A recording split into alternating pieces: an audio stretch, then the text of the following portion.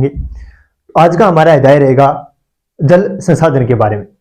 जल संसाधन हमें पता है कि पृथ्वी के 71% भाग पर वर्तमान में जल मौजूद है, लेकिन फिर भी हमारे सामने सबसे बड़ी समस्या यही है कि हमारे पास पीने योग्य पानी नहीं है। इतनी ज्यादा पानी पृथ्वी पर होने के बावजूद भी हमें इस समस्या से जूझना पड़ रहा है कि हमारे पास पीने योग्य शुद्ध जल है वो नहीं है। पृथ्वी के 71% पे होने के बावजूद भी हमें जल संकट का सामना करना पड़ रहा है। जल संसाधन के बारे में देखेंगे। जल एक प्राकृतिक संसाधन है, नवीकरणीय संसाधन है, यानी बार बार बनाया जा सकता है, लेकिन फिर भी जल संकट का हम सामना कर रहे हैं। जल के बारे में अध्ययन करेंगे, कैसे जल को बचाया जा सकता है, कहां कहां पर हम जल का उपयोग कर रहे हैं। जल, धरातलीय जल, भौम जल के बारे में भी अध्ययन करेंगे, धरातलीय जल के बारे में भी अध्ययन करेंगे, और जो हमारी वर्षा जल संग्रहण पद्धतियां हैं उनके बारे में भी अध्ययन करेंगे। आज का हमारा टॉपिक है वो बहुत ही शानदार टॉपिक है। इन सब के बारे में इस अध्याय में हम अध्ययन करेंगे। हमारा अध्याय आज का बहुत ही शानदार होने वाला है। आप हमारे साथ जुड़े रहिए। हम इस अध्याय में जो हमारी समस्याएं हैं उनका भी अध्ययन करेंगे, और इन समस्याओं से कैसे बचा जा सकता है, जल संकट से कैसे हम बच सकते हैं, इसके बारे में भी इस अध्याय में हम अध्ययन करेंगे। तो आज का हमारा अध्याय है जल संसाधन। शुरू करते हैं आज का अध्याय जल संसाधन। जल संसाधन में अगर हम देखें ना तो पृथ्वी के 71% भाग पर जल है, बाकी के 29% भाग पर स्थल भाग है, यानी जमीन है। 71% भाग पर पानी है और 29% भाग पर हमारे पास जमीनें हैं।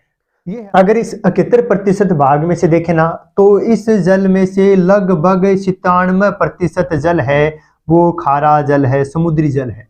सिर्फ और सिर्फ हमारे पास 3% जल वो मीठा जल है, मीठा जल है। खारे जल को कठोर जल भी कहते हैं, कठोर जल। यानी पृथ्वी के ऊपर जो 71% भाग पर जल है उसमें से 97% भाग पर तो खारा जल है जिसे हम काम में ले ही नहीं सकते, यानी वो कठोर जल है, खारा जल है। उसमें से सिर्फ 3% जल ही मीठा जल है जिसे हम काम में लेते हैं। और इसका भी अगर हम देखें ना तो 70% हिस्सा यानी लगभग 2.1% हिस्सा है वो बर्फीला है, बर्फ के रूप में जमा हुआ है। हमारे पास पीने योग्य पानी बहुत ही कम है। अगर शुरुआत से हम बात करें, 71% भाग पर पृथ्वी पर जल है, 29% भाग पर स्थल है। जल का भाग देखें तो 97% खारा जल यानी कठोर जल है और 3% ही हमारे पास मीठा जल है। इसी का ही 70% यानी 2.1% भाग है वो बर्फ के रूप में जमा हुआ है, और 0.8% भाग है वो भौम जल है, भौम जल यानी जमीन के अंदर, जमीन के अंदर कितना है 0.8%। और बाकी के 1% हिस्से पर अगर हम देखें ना तो नदी और झीलें 1% भाग पर है। अब हमें ये याद रखने आंकड़े जो याद रखने, कितने प्रतिशत भाग पर जल 71%, स्थल कितने प्रतिशत भाग पर 29, 71 का 97% खारा जल कठोर जल है और 3% ही मीठा जल है। यहां तक आंकड़े हमें याद। स्थिति देखें ना भारत की, तो भारत के पास 2.4% विश्व का क्षेत्रफल है, यानी कि जमीन हमारे पास विश्व की कितनी है 2.4%, और 16% विश्व की भारत के पास जनसंख्या है। भारत के पास विश्व की जनसंख्या कितने प्रतिशत है तो वो 16% है। अगर हम बात करें तो विश्व का 4% ही जल हमारे पास उपलब्ध है, यानी जल बहुत ही कम मात्रा में भारत के पास है। भारत की स्थिति की बात कर रहे हैं विश्व में भारत के 2.4% विश्व का क्षेत्रफल हमारे पास है, विश्व की 16% जनसंख्या हमारे पास है, और विश्व का जल अगर हम देखें ना तो सिर्फ और सिर्फ 4% जल ही विश्व का हमारे पास उपलब्ध है। अब हम देखेंगे कि पृथ्वी पर जल पाया कहाँ जाता है। हमें पता है या तो हमें जल मिलेगा धरातल के ऊपर जिसे हम धरातलीय जल कहते हैं, या फिर हमें जल मिलेगा भूमि के अंदर जिसे हम भौम जल कहते हैं। द्रातलीय जल और भौम जल, दो प्रकार के जलों के स्रोत होते हैं, हमें दोनों याद रखने हैं, प्रश्न पूछ सकते हैं एग्जामिनर। जल हमें मिलेगा नदी, झील में, नहर में, तालाब में, और तालाब से थोड़ा छोटा होता है तलैया, तलैया में। यानी ये जो स्रोत होते हैं वो द्रातलीय जल के स्रोत होते हैं। अब अगर हम बात करें तो भौम जल यानी भूमि का अंदर के जो जल है वो मिलेंगे हमें कुएं और नलकूप से, कुएं और नलकूप से, नलकूप से, कुएं और नलकूप ये भौम जल के स्रोत हैं। जबकि द्रातलीय जल के स्रोत नदी, झील, नहर, तालाब, तलैया ये होते हैं द्रातलीय जल के स्रोत, और भौम जल के स्रोत कुएं और नलकूप होते हैं। याद रखना है हमें, द्रातलीय जल के स्रोत नदी, झील, तालाब, तलैया, नहर, जबकि भौम जल के स्रोत कुएं और देखें नलकूप। वर्षा की बात करें तो एक साल में भारत में है वो 4000 घन किलोमीटर वर्षा होती है, 4000 घन किलोमीटर वर्षा होती है, जिसमें से हमारे पास 1869 घन किलोमीटर ही पानी है वो उपलब्ध होता है। 1869 घन किलोमीटर ही पानी हमारे पास उपलब्ध है, और 1869 घन किलोमीटर हमारे पास उपलब्ध होता है। इसका 60%, इसका कितना 60%, यानी कि 1122 घन किलोमीटर पानी ही हमारे काम में आता है, बाकी का वापिस नदियों के माध्यम से समुद्र में चला जाता है। वर्षा की बात करें, भारत में 4000 घन किलोमीटर एक साल में वर्षा होती है, जिसमें से 1869 घन किलोमीटर पानी है वो हमें उपलब्ध होता है, और इस 1869 का 60% ही हमारे काम में आता है। जिस अगर हम बात करें 1122 घन किलोमीटर, यानी इसका 60% होगा, 1122 घन किलोमीटर जल ही हम काम में लेते हैं। और इस 1122 का 690 घन किलोमीटर है वो तो द्रातलीय जल है, 690 घन किलोमीटर द्रातलीय जल है, जबकि 432 घन किलोमीटर है वो भौम जल है। घन किलोमीटर क्या है? भौम जल है।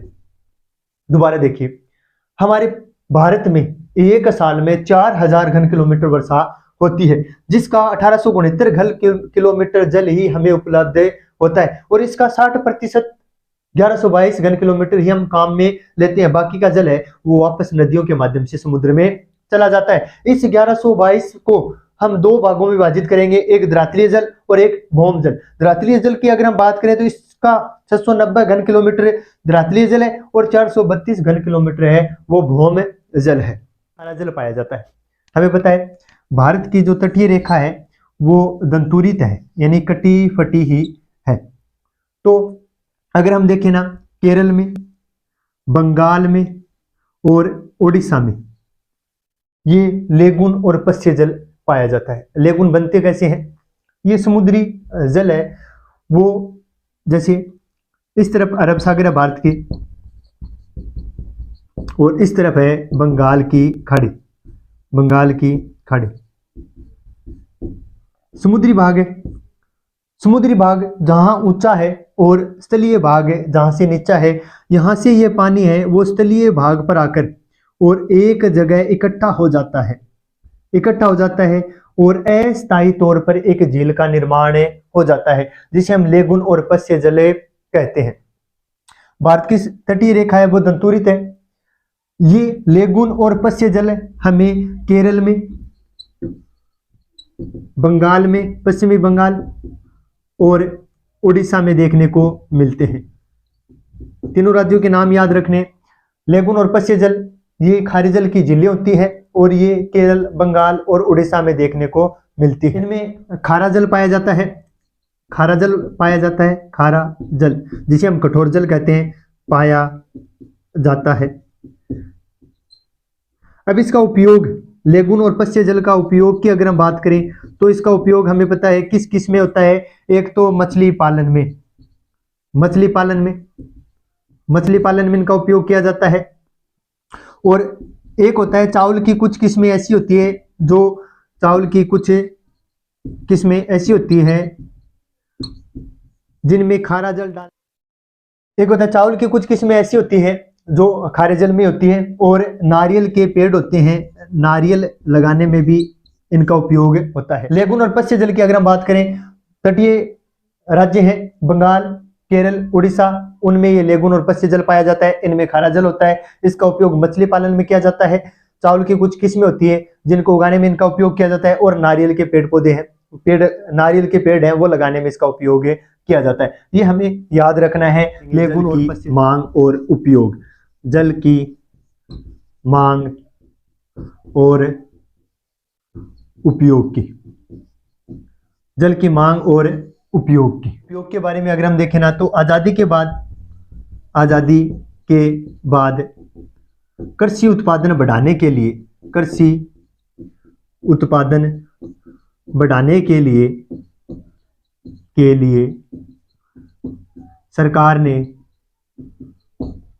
सरकार ने नदी घाटी बहुउद्देश्य परियोजना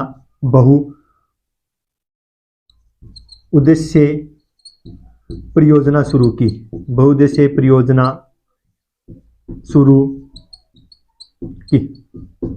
बहुउद्देश्य यानी ऐसी परियोजना जिनसे अनेक उद्देश्य की पूर्ति हो, उसे हम बहुउद्देशीय परियोजना कहते हैं। जैसे नदी का जल एक जगह से दूसरी जगह हम ले जा रहे हैं, उससे सिंचाई की सुविधा हो, उसे पीने के पानी में काम में ले रहे हो, तो कई उद्देश्यों की पूर्ति करने वाली परियोजना को हम बहुउद्देशीय परियोजना कहते हैं। भारत में अगर हम बात करें ना, तो बहुउद्देशीय परियोजना है जैसे भाखड़ा नागल परियोजना,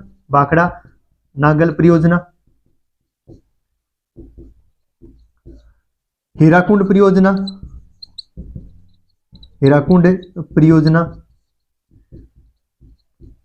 नागार्जुन सागर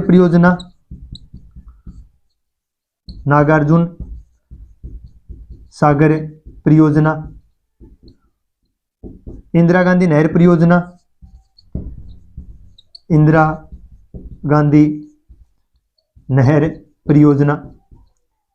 ये परियोजनाओं के नाम हमें याद रखने, भाखड़ा नागल, हीराकुंड, नागार्जुन सागर परियोजना और इंदिरा गांधी परियोजना। जल की मांग और उपयोग का पॉइंट हम पढ़ रहे हैं। आजादी के बाद भारत ने, हमारे देश में कृषि उत्पादन बढ़ाने के लिए हमने कई नदी घाटी परियोजनाओं का विकास किया है, जिसमें से देखें तो भाखड़ा नागल परियोजना, हीराकुंड परियोजना, नागार्जुन सागर परियोजना और इंदिरा गांधी नहर परियोजना मुख्य है। अब हम देखेंगे जल का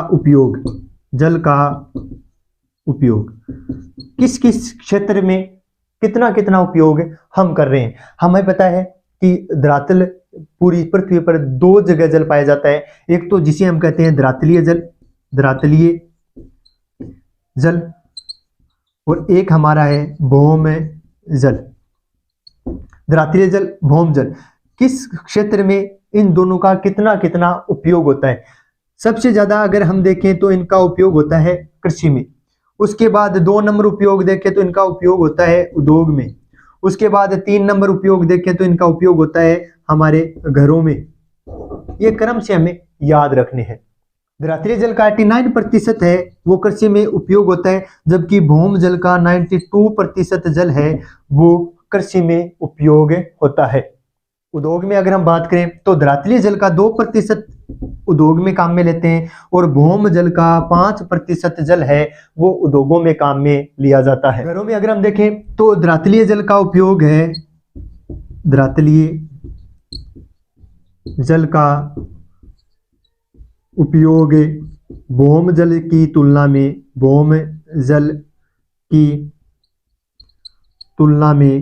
ज्यादा होता है।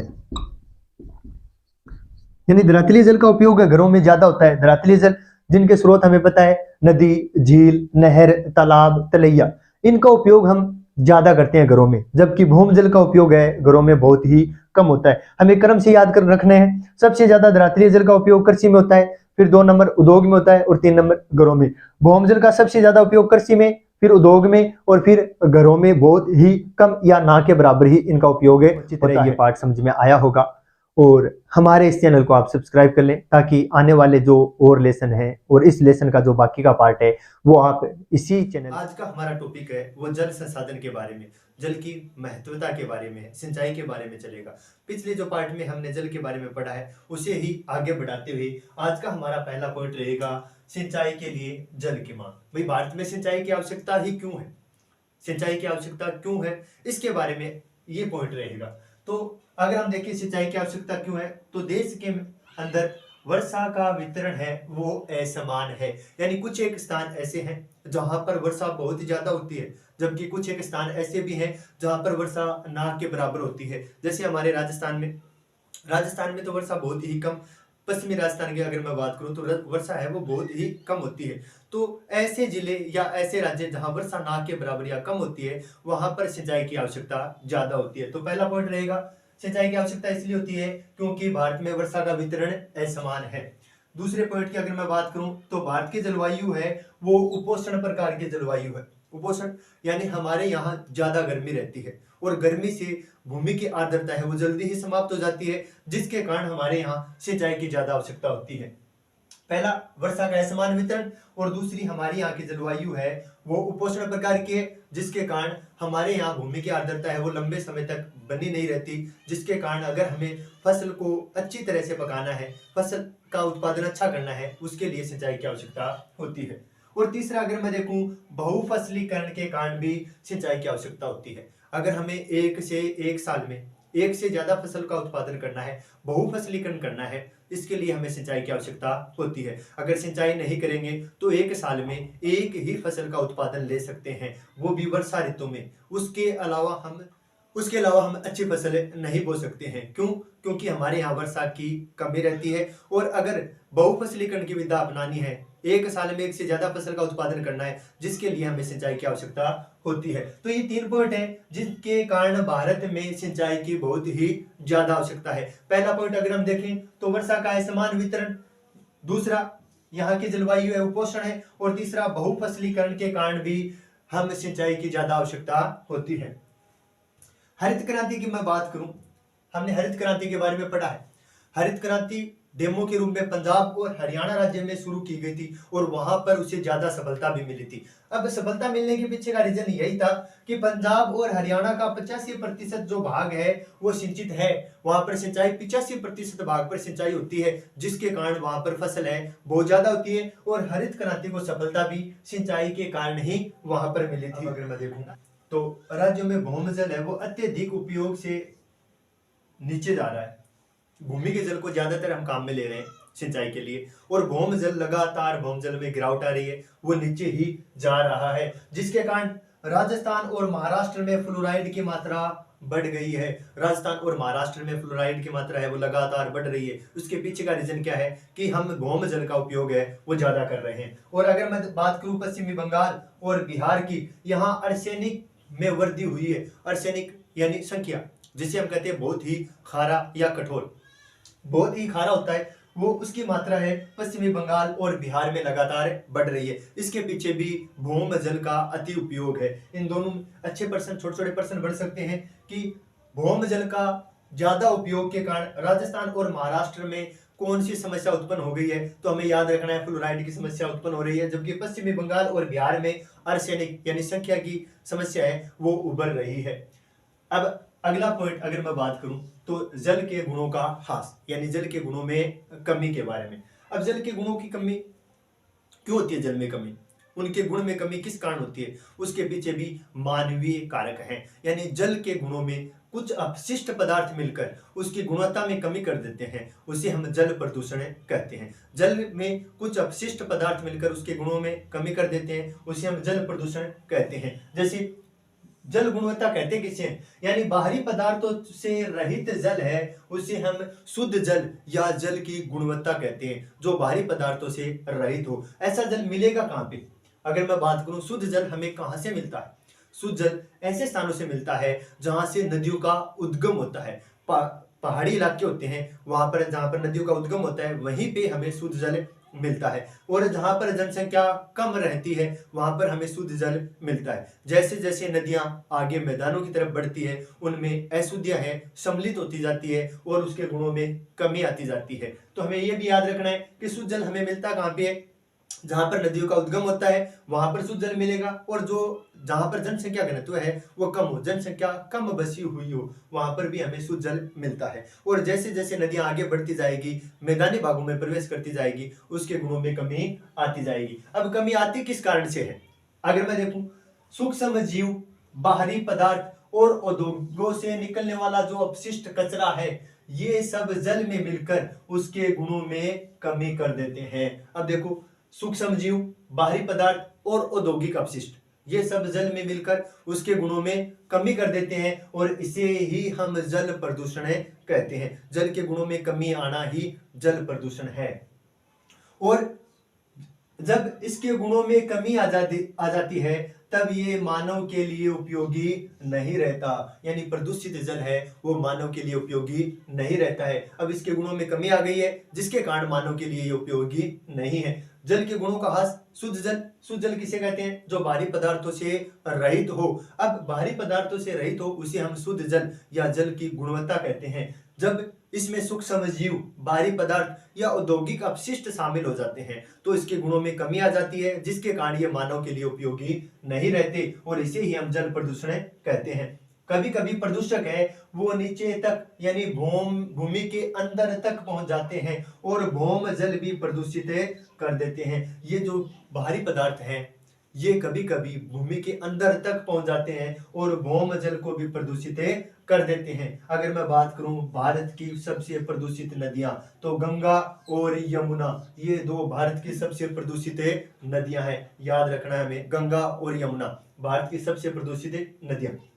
अब हमें करना क्या है, जल को बचाना कैसे, उसके बारे में। जल संरक्षण और प्रबंधन। जल संरक्षण का अर्थ होता है जल को बचाना, संरक्षण करना। प्रबंधन यानी तकनीक, कौन सी तकनीक अपनाकर हम जल को संरक्षण कर सकते हैं, उसे बचा सकते हैं। पहले तो ये देखना है कि जल संरक्षण जरूरी क्यों है। क्यों जरूरी है जल संरक्षण? तो अलवणीय जल की कमी, यानी अगर मैं बात करूं पृथ्वी पर, तो जो ज्यादातर जल है वो खारा जल है, लवणीय जल है। तो हमारी पृथ्वी पर अलवणीय जल यानी शुद्ध जल की कमी है। और बढ़ती मांग, यानी जैसे जैसे जनसंख्या बढ़ती जाएगी जल की मांग भी लगातार बढ़ती जाएगी, इसीलिए हमें जल संरक्षण आवश्यक है। पहला कारण, अलवणीय जल की पृथ्वी पर कमी है इसलिए जल संरक्षण करना चाहिए। दूसरा, जल की बढ़ती मांग है। और तीसरा, सतत पोषणीय विकास है, यानी आने वाली जो हमारी पीढ़ियां हैं उनके लिए भी हमें इसे संरक्षण करना है, क्योंकि जल है वो हर पीढ़ी के लिए आवश्यक है। जल के बिना पृथ्वी अधूरी है, जल के बिना मानव का अस्तित्व भी नहीं है। इसलिए जल संरक्षण क्यों आवश्यक है, 3 बातों का ख्याल रखना है। पहला, पृथ्वी पर अलवणीय जल की कमी है। दूसरा, जैसे जैसे जनसंख्या बढ़ती जाएगी इसकी मांग भी बढ़ती जाएगी। और तीसरा रहेगा सतत पोषणीय विकास, इसके लिए भी हमें जल का संरक्षण करना चाहिए। अब देखें, भारत को जल प्रबंधन के लिए तुरंत कदम उठाने चाहिए। क्यों? क्योंकि भारत की जनसंख्या है वो लगातार बढ़ रही है। अगर हम अभी से तुरंत कोई कदम नहीं उठाते हैं तो आने वाले समय में जल एक गंभीर समस्या बनकर हमारे सामने आने वाली है। तो तुरंत भारत को कोई कदम उठाना चाहिए और प्रभावशाली नीतियां बनानी चाहिए। कोई अच्छी सी नीति बनानी चाहिए। पहले भी भारत सरकार है नीतियां बना चुकी है, उनका क्रियान्वयन भी किया जा चुका है, लेकिन कोई प्रभाव नहीं हुआ। अब भारत को कुछ तुरंत कदम उठाने चाहिए और कुछ अच्छी और प्रभावशाली नीतियां बनानी चाहिए, जिससे क्या है कि जल संरक्षण हो सके। अब देखो, जल संरक्षण के लिए हमें करना क्या है, भारत सरकार को और हम जनता को करना क्या है। तो जल संभर विकास है वो काम में लेना है, वर्षा जल का संग्रहण करना है। उसके बाद अगर मैं देखूं, जल का पुनः उपयोग करना है, व्यर्थ जल को नहीं बहाना है और जल प्रदूषण को रोकना है। ये सब अगर उपाय करेंगे ना तो जल का संरक्षण आसानी से हम कर सकते हैं। ये था जल संरक्षण के बारे में। दोबारा एक बार रिपीट मार लेते हैं।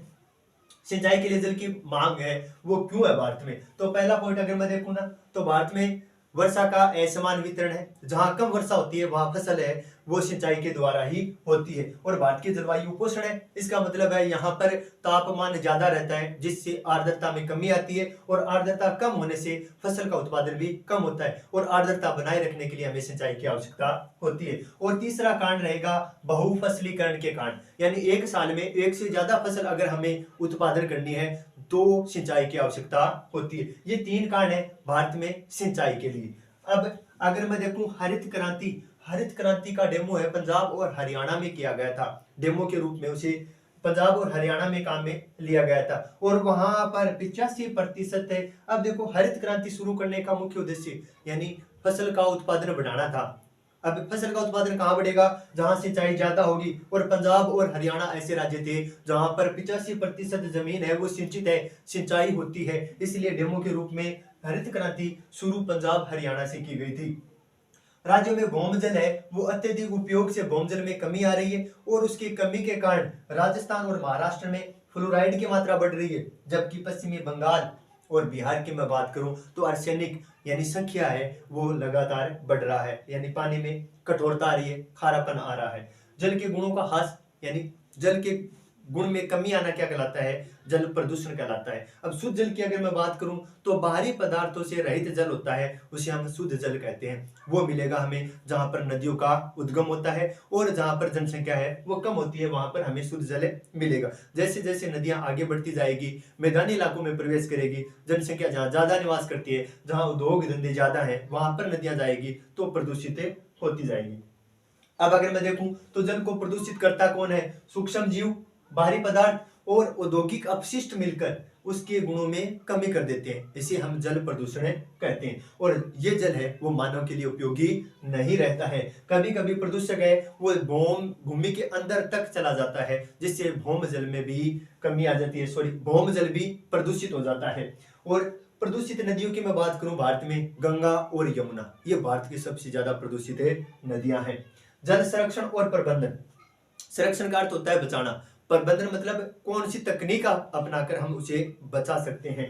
तो अब देखो संरक्षण आवश्यक क्यों है? क्योंकि हमारी धरती पर, पृथ्वी पर अलवणीय जल की कमी है, और जैसे जैसे जनसंख्या बढ़ती जाएगी उसकी मांग भी बढ़ती जाएगी, और सतत पोषणीय विकास के लिए यानी आने वाली पीढ़ियों के लिए भी जल भी आवश्यक है। इसलिए जल संरक्षण महत्वपूर्ण है। भारत को जल प्रबंधन के लिए तुरंत कदम उठाने चाहिए और कुछ प्रभावशाली नीतियां बनानी चाहिए जिससे जल संरक्षण किया जा सके। अब हमें करना क्या है? जल संरक्षण हम कैसे कर सकते हैं? कौन कौन सी तकनीक अपनाकर हम जल संरक्षण कर सकते हैं? तो जल संभर विकास कार्यक्रम संचालित होने चाहिए। वर्षा जल है उसको संग्रहण करना चाहिए। जैसे हमने पहले पढ़ा है तमिलनाडु में वर्षा जल संग्रहण पद्धति है वो प्रत्येक घर में अनिवार्य कर रखी है, उसी की तरह वो अनिवार्य कर देनी चाहिए।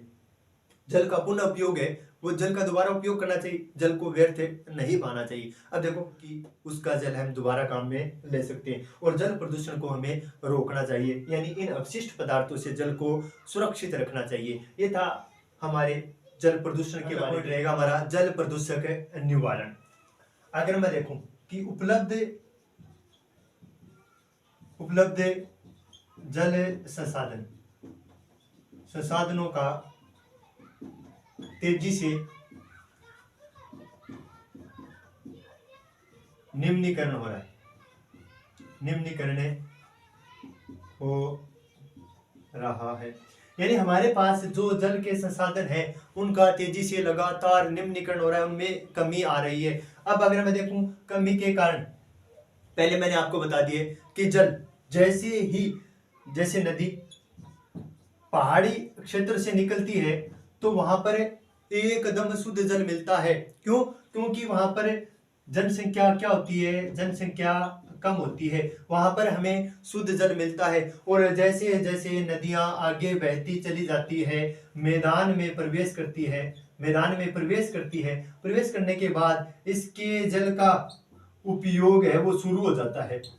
इसके जल का उपयोग हम पीने में करते हैं, कृषि में करते हैं और उद्योगों में। जैसे जैसे इनके जल का उपयोग शुरू होता है वैसे वैसे इसमें प्रदूषण की मात्रा बढ़ती जाती है। अब उद्योगों से निकलने वाला अपशिष्ट है वो इसमें वापस शामिल कर दिया जाता है, जिसकी वजह से मैदानी भागों में जल है वो ज्यादा प्रदूषित हो जाता है।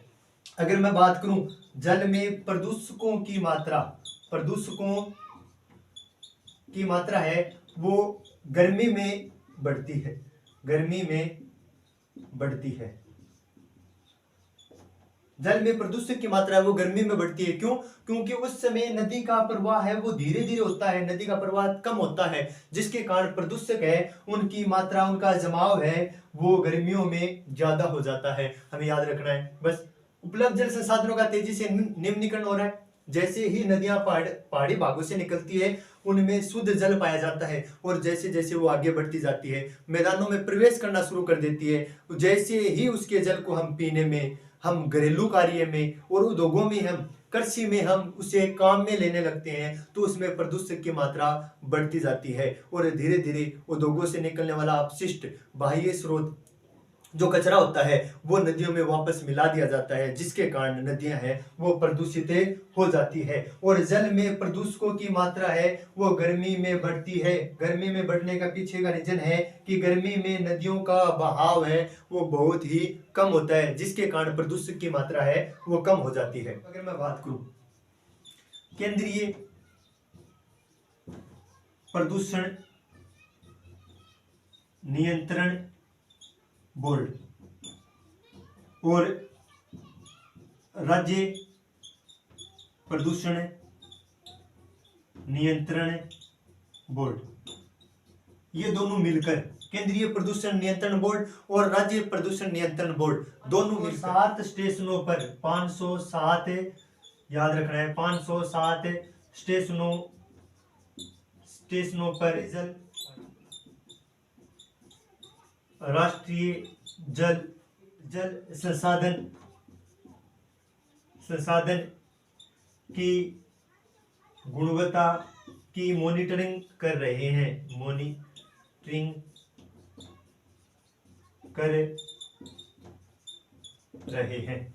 दोबारा देख लो, उपलब्ध जल संसाधन तेजी से निम्नीकरण हो रहा है, जिसके पीछे का रीजन क्या है कि जहां से नदियां निकलती है वहां पर शुद्ध जल होता है। जैसे जैसे नदियां आगे बढ़ती है, मैदानों में प्रवेश करती है, जैसे जैसे नदियों का जल उपयोग में आना शुरू हो जाता है, वैसे वैसे नदियों में प्रदूषण की मात्रा भी बढ़ती जाती है। और सबसे ज्यादा प्रदूषण है वो मैदानी भागों में नदियों में होता है। अब देखो, सबसे ज्यादा प्रदूषण की मात्रा है वो गर्मियों के मौसम में नदियों में ज्यादा होती है। क्यों होती है? उसके पीछे का रीजन है कि गर्मियों के मौसम में नदियों में प्रवाह है वो धीरे होता है, कम होता है।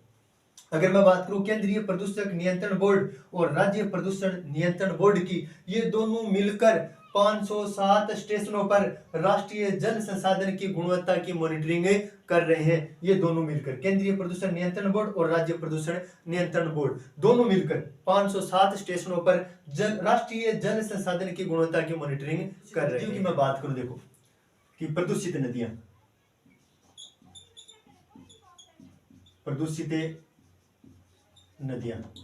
तो दिल्ली और इटावा के मध्य है यमुना नदी है वो सबसे ज्यादा प्रदूषित है। दिल्ली और इटावा के मध्य यमुना नदी सबसे ज्यादा प्रदूषित है, हमें याद रखना। अगर दूसरी देखूं तो अहमदाबाद में साबरमती नदी है वो सबसे ज्यादा प्रदूषित है। लखनऊ में गोमती नदी है वो सबसे ज्यादा प्रदूषित है।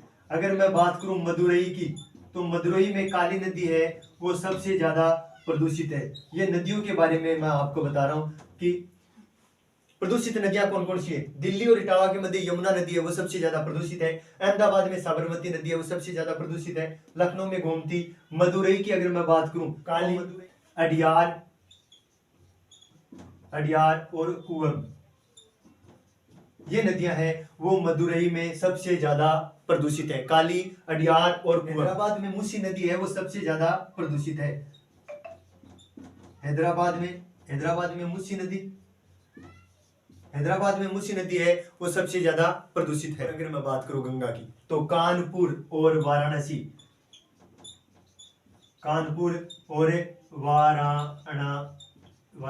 में गंगा नदी है वो सबसे ज्यादा। ये है भारत की प्रदूषित नदियां। किन किन इलाकों में कौन सी नदियां है वो सबसे ज्यादा प्रदूषित है। छोटे प्रश्न यही से पूछे जाते हैं।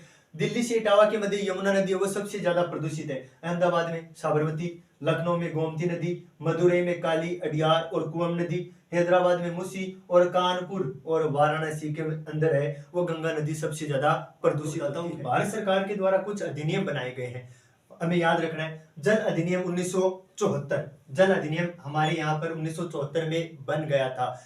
और जल उपकर अधिनियम की अगर मैं बात करूं तो वो बना था 1977 में। और पर्यावरण सुरक्षा अधिनियम है वो 1986 में बना था। ये तीनों याद रखने हैं। जल अधिनियम 1974, जल उपकर अधिनियम 1977 और पर्यावरण सुरक्षा अधिनियम 1986। ये अधिनियम बन चुके थे, लेकिन फिर भी 1997 में 25 उद्योग जो प्रदूषण फैलाते हैं, प्रदूषण फैलाने वाले 25 उद्योग हैं, वो फिर भी नदियां व झील के किनारे स्थापित किए गए थे। किसकी कमी थी, ये क्यों स्थापित किए गए? ये इतने सारे अधिनियम जो बना रखे हैं, वो उनमें क्या कमी रह गई?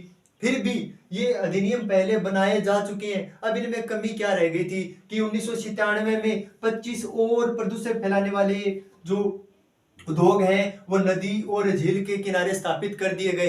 क्या कमी है उनमें? उन कमियों को दुरुस्त करना चाहिए सरकार को, ताकि जो ये दुस्साहस कर रहे हैं, ऐसे उद्योगों की स्थापना कर रहे हैं जो प्रदूषण फैला रहे हैं, नदियों के किनारे, झीलों के किनारे उद्योगों की स्थापना कर रहे हैं, उनको रोका जा सके। सरकार को प्रयास करना चाहिए कि उद्योगों को ऐसी जगह स्थापित करे जहां पर प्रदूषण है वो नदियों में ना फैले। क्यों? क्योंकि जल है वो भविष्य के लिए बहुत ही ज्यादा जरूरी है। जल नहीं तो कल नहीं, ये कहावत हम बचपन से सुनते आ रहे हैं। अगर अब सरकार अब भी नहीं चेतती है, अब भी सरकार इन पर ठोस कदम नहीं उठाती है, तो आने वाले समय में ये समस्या एक विकराल रूप धारण करेगी। 1997 में भी, अब 1997 से पहले ये अधिनियम बन चुके थे। जल अधिनियम है, जल उपकर अधिनियम है, पर्यावरण सुरक्षा अधिनियम है। फिर भी 1997 में 25 उद्योग ऐसे स्थापित कर लिए गए जो प्रदूषण फैला रहे हैं, और वो स्थापना भी उनकी कहां पर हुई थी? नदी और झील के किनारे हुई थी। यानी ऐसी जगह स्थापित किए जा चुके हैं जिनका जल मानव प्रत्यक्ष रूप से काम में लेता है, और इनका प्रभाव सीधा का सीधा मानव के ऊपर पड़ रहा है, और आने वाले समय में ये मानव के लिए हानिकारक होते जा रहे हैं। अब सरकार को कोई ठोस कदम उठाना चाहिए ताकि ये उद्योग हैं वो कुछ ऐसी जगह स्थापित हो जहां से प्रदूषण ना के बराबर फैले, या उनका कचरे का निस्तारण ऐसे किया जाए कि वो नदी या झील में ना जा सके। बस सरकार को कुछ कदम उठाने चाहिए। अब सरकार का एक दायित्व है, अकेली सरकार का दायित्व नहीं है, हमें भी सतर्क रहना होगा, हमें भी जागरूक करना होगा। यानी जनता को जागरूक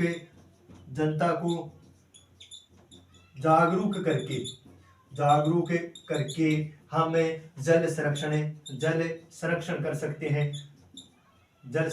सकते हैं और जल को प्रदूषण से बचा सकते हैं, जल प्रदूषित होने से भी बचा सकते हैं। बस जनता को जागरूक करना है और सरकार को कुछ ठोस कदम उठाने हैं। आज हम बात करेंगे जल का पुनः चक्र तथा पुनः उपयोग के बारे में। अब जल का पुनः चक्र करके हम क्या कर सकते हैं? हमें पता है कि जल का पुनः उपयोग कर हम अलवणीय जल की जो हमारे सामने जो समस्याएं होती है, साफ जल की जो समस्याएं होती है, हर किसी को उपलब्ध नहीं होता है, उस समस्या से थोड़ा बहुत हम छुटकारा पा सकते हैं। अब हम इससे छुटकारा पाएंगे कैसे, इसके बारे में हम आज जानेंगे। आज का हमारा पॉइंट रहेगा जल का पुनः चक्र तथा पुनः उपयोग के बारे में। इससे क्या होता है कि अलवणीय जो जल होता है उसकी उपलब्धता को सुधारा जा सकता है। यानी जो अलवणीय जल है, जो शुद्ध जल है, उसकी जो उपलब्धता हमारे पास कम है उसको सुधारा जा सकता है, उसमें सुधार किया जा सकता है। अगर हम बात करें कि ये कैसे किया जा सकता है, अलवणीय जल में कैसे सुधार किया जा सकता है, उसका बार बार हम उपयोग कैसे करेंगे, तो हमें ध्यान में रखना है कि जो कम गुणवत्ता वाला जो जल होता है उसका प्रयोग हमें अग्निशमन में करना चाहिए। कम गुणवत्ता वाले जल का प्रयोग अग्निशमन में और नगरीय क्षेत्रों में स्नान और बर्तन धोने के जो शुद्ध जल काम में लिया जाता है, नगरीय क्षेत्रों में स्नान में, बर्तन धोने में और वाहनों को धोने में जो शुद्ध जल काम में लिया जाता है, उसका उपयोग फिर स्नान के बाद, बर्तन धोने के बाद और वाहनों को धोने के बाद उस पानी को वेस्ट नहीं करना चाहिए। उसका उपयोग हमें बागवानी में करना चाहिए, ताकि बागवानी में जो शुद्ध जल जा रहा है उसको बचाया जा सके। ये जल है जो स्नान में, बर्तन धोने में जो जल काम में आ रहा है, वाहनों को धोने में जो जल काम में आ रहा है, उसका उपयोग हम बागवानी में कर देंगे, और बागवानी में जो शुद्ध जल जा रहा है उसे हम सिंचित कर सकते हैं, बचा कर रख सकते हैं। तो हमें ध्यान रखना है कि जल का पुनः चक्र उपयोग क्या काम आता है कि जल, जो शुद्ध जल है या जो अलवणीय जल है, उसकी उपलब्धता को सुधारा जा सकता है जल के पुनः उपयोग से या पुनः चक्र से। हमें करना क्या है? हमें करना है कम गुणवत्ता वाले जल का उपयोग है अग्निशमन में करना है। नगरीय क्षेत्रों में स्नान, बर्तन धोने और वाहन को धोने में जो प्रयुक्त जल होता है, शुद्ध जल जो काम में लिया जाता है, उसको फिर हमें बागवानी में सप्लाई कर देना चाहिए, ताकि जो बागवानी में शुद्ध जल जा रहा है उसको हम बचा सके। ये काम हमें करना है। जल संभर प्रबंधन। जल संभर प्रबंधन का अर्थ होता है धरातलीय और भौम जल का दक्ष प्रबंधन। जल संभर का अर्थ ही होता है जो धरातल के ऊपर जल है, जो भूमि के अंदर जल है, उसका दक्ष प्रबंध, उचित प्रबंध करना ही इसका मुख्य उद्देश्य है। इसके अंतर्गत बहते जल को रोकना और विभिन्न विधियों जैसे अंतःस्रवण, तालाब, पुनर्भरण कुओं आदि द्वारा भौम जल का संचयन और पुनर्भरण शामिल होता है। यानी जल संभर का अर्थ होता है बहते जल को रोकना। जल संभर का मुख्य उद्देश्य यही है, जल संभर का मुख्य उद्देश्य है कि जल का दक्ष प्रबंध हो, भौम जल और धरातलीय जल का दक्ष प्रबंध हो, ये जल संभर का मुख्य उद्देश्य है। इसमें क्या किया जाता है कि जो धरातल के ऊपर बहता जो शुद्ध जल है उसका उचित प्रबंध किया जाता है और जो जमीन के अंदर भौम जल है उसे सुधारा जाए, क्योंकि ऊपर जो बहता जल है उसको श्रवण, अंतःस्रवण, तालाब के द्वारा जमीन के अंदर पहुंचाया जाए, स्टोर किया जाए, ताकि जमीन के अंदर जो जल है उसकी मात्रा में थोड़ी वृद्धि हो जाए और आने वाले भविष्य में हमारे सामने संकट कोई भी पैदा ना हो। जल संभर प्रबंधन का मुख्य उद्देश्य अगर मैं बात करूं तो जो प्राकृतिक संसाधन होते हैं और जो हमारा समाज होता है उनके बीच संतुलन लाना होता है। जल संभर प्रबंधन का मुख्य उद्देश्य प्राकृतिक संसाधन और समाज दोनों के बीच संतुलन लाना जल संभर प्रबंधन का मुख्य उद्देश्य होता है।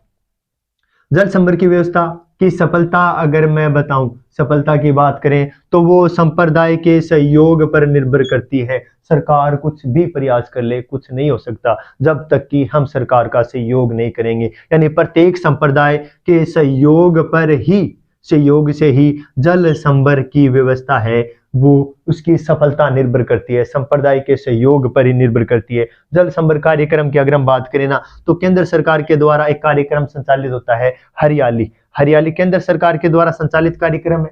और इसका उद्देश्य क्या है? हरियाली का उद्देश्य, इसका उद्देश्य है ग्रामीण जो जनसंख्या है उसे पीने, सिंचाई, मत्स्य पालन और वन रोपण के लिए, जल संरक्षण के लिए योग्य बनाना। किसके लिए? पीने के लिए, सिंचाई के लिए, मत्स्य पालन के लिए और वन रोपण के लिए जो जल संरक्षण है उसके योग्य बनाना इसका मुख्य उद्देश्य है। अगर बात करें नीरू और मीरू कार्यक्रम की तो नीरू का अर्थ होता है जल और मीरू का अर्थ होता है आप। इस नाम से ही हमें पता है इसमें जल को बचाया जा सकता है। इस नाम से ही पता चलता है कि जल के बिना हमारा अपना कोई भविष्य नहीं है, मनुष्य का कोई अस्तित्व नहीं। जल नहीं तो कल नहीं। ये कार्यक्रम है नीरू मीरू कार्यक्रम जो आंध्र प्रदेश में चलाया जा रहा है। नीरू मीरू कार्यक्रम, नीरू का अर्थ होता है जल और मीरू का अर्थ होता है आप। आंध्र प्रदेश में ये चलाया जा रहा है।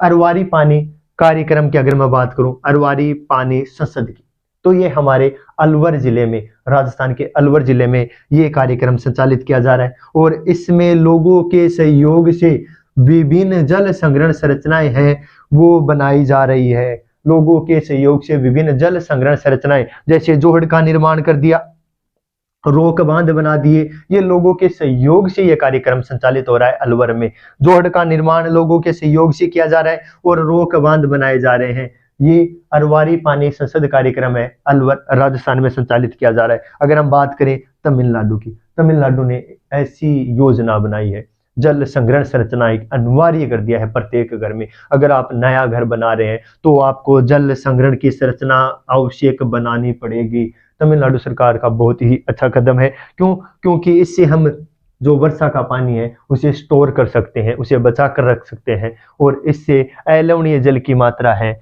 वो उसमें वृद्धि हो सकती है। तो ये कार्यक्रम है वो तमिलनाडु में। कार्यक्रम के बारे में याद रखना है, हरियाली कार्यक्रम केंद्र सरकार के द्वारा मुख्य उद्देश्य पीने, सिंचाई, मत्स्य पालन और वन रोपण के लिए जो जल संरक्षण है उसके योग्य बनाना ग्रामीण लोगों को। नीरू मीरू कार्यक्रम आंध्र प्रदेश में संचालित किया जा रहा है। अरवारी कार्यक्रम है वो अलवर राजस्थान में अरवारी पानी संसद कार्यक्रम संचालित किया जा रहा है और इसमें लोगों के सहयोग से विभिन्न संरचनाएं बनाई जा रही है, जैसे जोड़ का निर्माण कर दिया और रोक बांध बना दिए। ये काम लोगों के सहयोग से किया जा रहा है। अगर सभी लोग सचेत हो जाएं तो आने वाले समय में हमें शुद्ध जल के लिए लड़ना नहीं पड़ेगा, शुद्ध जल के लिए तरसना नहीं पड़ेगा। वर्तमान में हमारे सामने सबसे बड़ी समस्या है अलवणीय जल की सबसे बड़ी कमी है। लवणीय जल तो बहुत ही ज्यादा हमारे पास उपलब्ध है, पृथ्वी पर बहुत ज्यादा है, लेकिन अलवणीय जल हमारे पास नहीं है। इसलिए जो अलवणीय जल हमारे पास उपलब्ध है उसे ही हमें बचा के रखना है। भौम जल और धरातलीय जल का दोनों का उचित प्रबंध करना है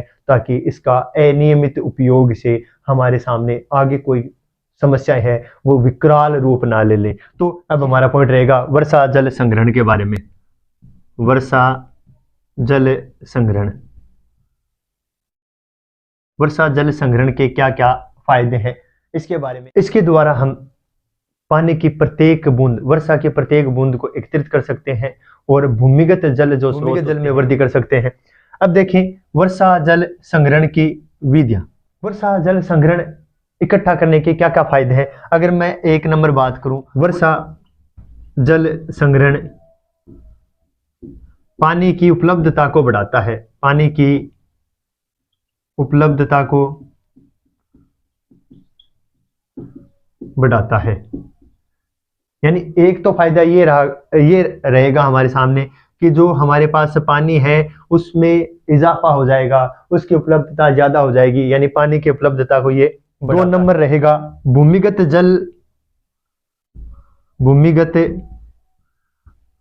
जल को नीचा होने से बचाता है।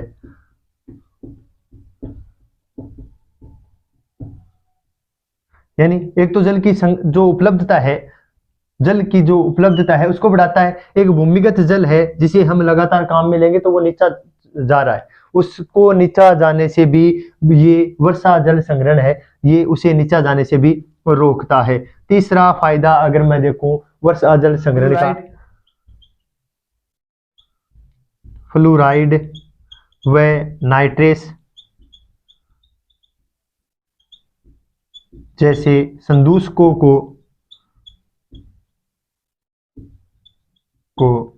कम करके भूमिगत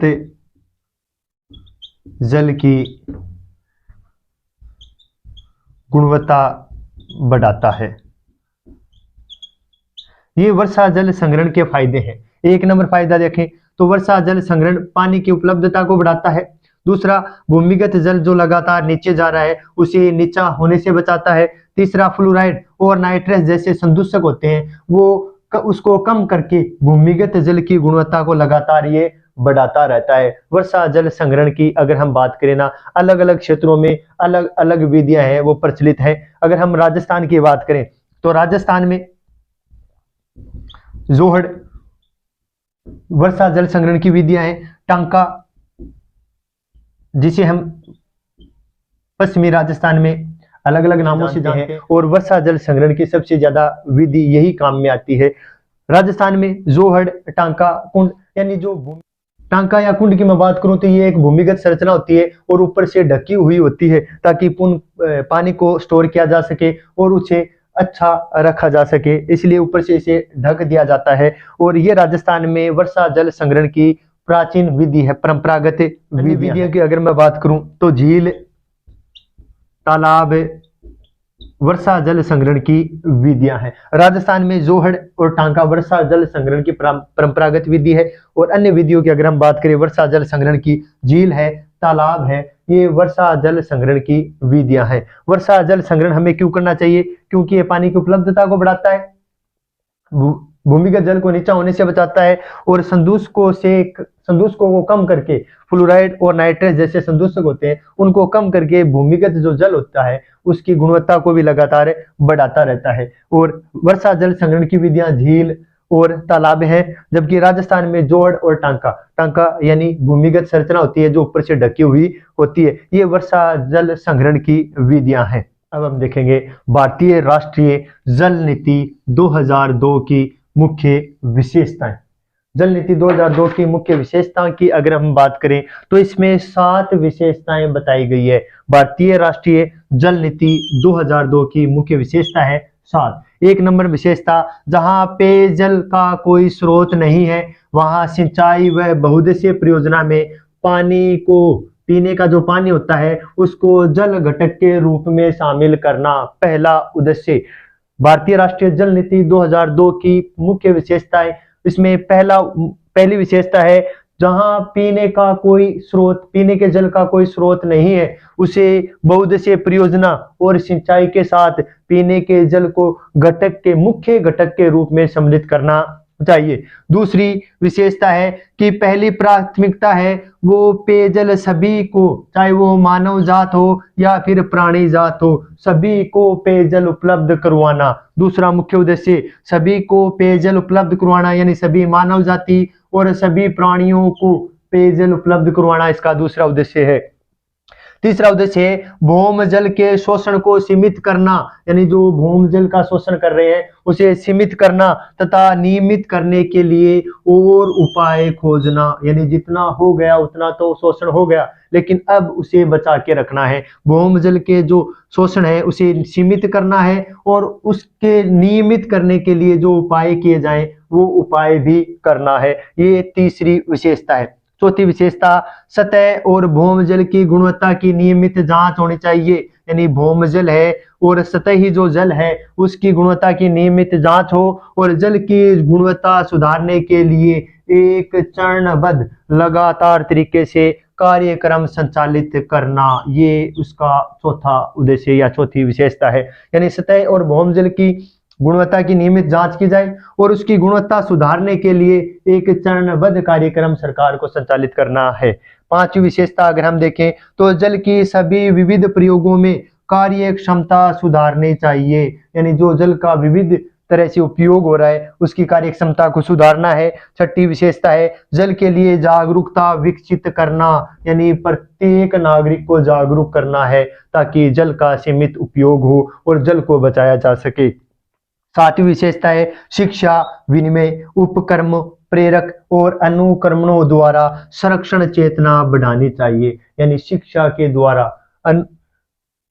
उपक्रमणों के द्वारा, प्रेरकों के द्वारा, अनुकरणों के द्वारा हमें शिक्षा चेतना बढ़ानी चाहिए। ये राष्ट्रीय जल नीति, भारतीय राष्ट्रीय जल नीति 2002 की मुख्य विशेषता है। पहली विशेषता जहां कोई स्रोत नहीं है पीने के पानी का वहां पर इसे मुख्य घटक के रूप में शामिल करना है। दूसरी पहली प्राथमिकता ये रहनी चाहिए कि सभी को, चाहे मानव जात हो चाहे वो प्राणी जात हो, सभी को पेयजल उपलब्ध करवाना है। तीसरी विशेषता है कि भौम जल के शोषण को सीमित करना है तथा उसको नियमित करना और उसके लिए उपाय बनाना, ये तीसरी विशेषता। चौथी स्थायी और भौम जल की गुणवत्ता की लगातार जांच होनी चाहिए और चरणबद्ध तरीके से कोई प्रोग्राम संचालित होना चाहिए जिसकी गुणवत्ता लगातार सुधारी जा सके। पांचवी है जल की सभी विविध प्रयोगों में कार्य क्षमता सुधारनी चाहिए और छठी है जल के लिए जागरूकता विकसित करना चाहिए सभी में। और सातवीं है शिक्षा, विनिमय, उपक्रमणों, प्रेरकों और अनुकरणों के द्वारा चेतना बढ़ानी है, यानी द्वारा जल संरक्षण की चेतना सभी में बढ़ानी है। ये विशेषताएं हैं और याद भी रखनी है क्योंकि इस पाठ से एक 3 नंबर का या फिर 4 नंबर का एक प्रश्न आएगा, वो यहीं से पूछा जाएगा। हमें अच्छी तरह से ये विशेषताएं याद रखनी है। अब हमारा लास्ट पॉइंट है आज का, वो और हम पढ़ेंगे। अब हमारा लास्ट पॉइंट बचा है जल क्रांति अभियान 2015-16। जल क्रांति अभियान 2015-16, जल क्रांति अभियान 2015-16। अब देखो जल क्रांति, क्रांति नाम क्यों दिया गया? अगर हम बात करें, जल एक चक्रीय संसाधन है, चक्रीय संसाधन, जल एक चक्रीय संसाधन है, लेकिन क्या है ये सीमित है, इसकी उपलब्धता सीमित है। जल एक चक्रीय संसाधन है लेकिन इसकी उपलब्धता सीमित है और जैसे जैसे जनसंख्या जैसे जैसे जनसंख्या बढ़ती जाएगी इसकी मांग भी, जल की मांग भी बढ़ती जाएगी। जल एक चक्रीय संसाधन है लेकिन इसकी उपलब्धता सीमित है। जैसे जैसे जनसंख्या बढ़ती जाएगी जल की मांग भी बढ़ती जाएगी और विश्व में तनाव पैदा होगा, विश्व में तनाव पैदा होगा। भारत में तो होना ही है, भारत में तो होना ही है। क्यों? क्योंकि भारत की जनसंख्या वृद्धि दर है वो बहुत ही तेज है। जनसंख्या वृद्धि ज्यादा है, तीव्र है। भारत की जनसंख्या वृद्धि है वो बहुत ही ज्यादा है और भारत में भी तनाव पैदा होगा जल के बारे में, विश्व में तनाव पैदा होगा और भारत में तो ये होना ही है क्योंकि भारत की वृद्धि दर है वो बहुत ही ज्यादा है। जनसंख्या वृद्धि ज्यादा है और जनसंख्या वृद्धि ज्यादा होने के साथ साथ जल की मांग भी भारत में ज्यादा है। जल की मांग भी भारत में ज्यादा होगी। देखिए, जल एक चक्रीय संसाधन है, लेकिन इसकी उपलब्धता सीमित है। इसकी उपलब्धता हमारे पास ज्यादा नहीं है, सीमित जल है। जनसंख्या बढ़ती जाएगी, वैसे वैसे जल की मांग भी बढ़ती जाएगी और विश्व में तनाव की स्थिति पैदा हो जाएगी। भारत में जनसंख्या वृद्धि बहुत ही ज्यादा है। जनसंख्या वृद्धि यानी बहुत ही ज्यादा जनसंख्या भारत में निवास करती है, और जितनी ज्यादा जनसंख्या होगी, पानी की मांग भी उतनी ज्यादा ही बढ़ती जाएगी। इसी को देखते हुए 2015-16 में भारत सरकार ने जल क्रांति अभियान शुरू किया।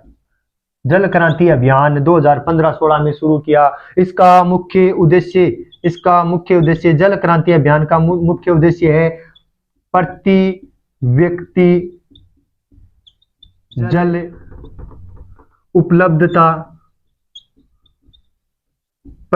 जल उपलब्धता सुनिश्चित करना इसका मुख्य उद्देश्य है। यानी जल एक चक्रीय संसाधन है, लेकिन इसकी उपलब्धता हमारे पास सीमित है। जैसे जैसे जनसंख्या बढ़ती जाएगी, जल की मांग भी बढ़ती जाएगी और विश्व में तनाव की स्थिति पैदा होगी। हमारे भारत में जनसंख्या वैसे ही सबसे ज्यादा है। चीन के बाद दूसरे स्थान पर हमारा भारत जनसंख्या में आता है। वृद्धि दर हमारी ज्यादा है, इसलिए जितनी ज्यादा जनसंख्या होगी, जल की मांग भी उतनी ज्यादा होगी। और बढ़ती जनसंख्या को देखते हुए भारत सरकार ने 2015-16 में जल क्रांति अभियान शुरू किया था। इसका उद्देश्य है प्रति व्यक्ति जल उपलब्धता सुनिश्चित करना। और हमारे गाँव में, शहरों में अभी भी पारंपरिक विधियों से जल संग्रहण किया जाता है। जल क्रांति अभियान के तहत क्या क्या काम किए जाएंगे? तो इसमें एक नंबर काम होगा जल ग्राम की स्थापना करना। यानी जल ग्राम की स्थापना करना, जहां जल ग्राम की स्थापना करना। और देश के 672 जिलों में प्रत्येक जिले से एक गांव का चयन किया जाएगा। जहां जल की कमी है उस गांव का चयन किया जाएगा। और ये इसका पहला उद्देश्य है। यानी जल ग्राम की स्थापना करना। 672 जिलों में प्रत्येक जिले से एक ग्राम का चयन किया जाएगा और उसी ग्राम का चयन होगा जहां जल की कमी है। दूसरा उद्देश्य मॉडल कमांड क्षेत्र बनाना। मॉडल कमांड क्षेत्र बनाना दूसरा उद्देश्य रहेगा। मॉडल कमांड क्षेत्र बनाना। तीसरा उद्देश्य प्रदूषण को कम करना। तीसरा उद्देश्य रहेगा प्रदूषण